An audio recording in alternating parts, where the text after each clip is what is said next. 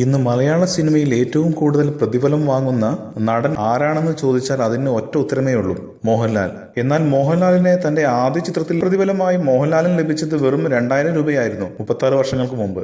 1978 തിരനോട്ടം എന്ന സിനിമയിലൂടെ വെള്ളിത്തിരയിൽ മുഖം കാണിച്ച മോഹൻലാൽ ആദ്യമായി പ്രതിഫലം വാങ്ങിയ ചിത്രം ഫാസിലിന്റെ സംവിധാനത്തിൽ 1980 പുറത്തിറങ്ങിയ മഞ്ഞിൽ വിരിഞ്ഞ പൂക്കളാണ്.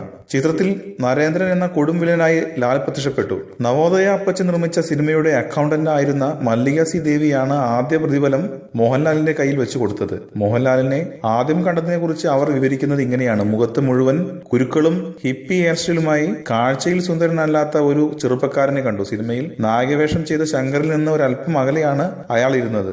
ജിജോ പൊന്നൂസിനോട് അതാരാണെന്ന് അന്വേഷിച്ചപ്പോൾ ചിത്രത്തിൽ പൂർണിമയുടെ കഥാപാത്രത്തെ റേപ്പ് ചെയ്യാനായി പുതുതായി റിക്രൂട്ട് ചെയ്യപ്പെട്ട ഒരാളാണെന്ന് ജിജോ തമാശ രൂപത്തിൽ പറഞ്ഞു. എന്നാൽ സിനിമയിലെ കഥാപാത്രത്തിന്റെ നേരെ വിപരീത ഗുണമായിരുന്നു മോഹൻലാലിന്. വളരെ വിനയത്തോടെയുള്ള പെരുമാറ്റമായിരുന്നു ലാലിന്റേത്. ഞാൻ ലാലിന് അദ്ദേഹത്തിന്റെ ആദ്യ പ്രതിഫലമായി 2000 രൂപ നൽകി. എന്നാൽ അടുത്തുള്ള സെന്റ് ആന്റണീസ് അനാഥാലയത്തിന് ലാൽ അത് സംഭാവന നൽകുകയാണ് ചെയ്തത്, മല്ലികാദേവി ഓർക്കുന്നു. കൂടുതൽ സിനിമാ വാർത്തകൾക്കും വിശേഷങ്ങൾക്കും ഇപ്പോൾ തന്നെ സബ്സ്ക്രൈബ് ചെയ്യൂ മലയാളം ക്രിയേഷൻസ്.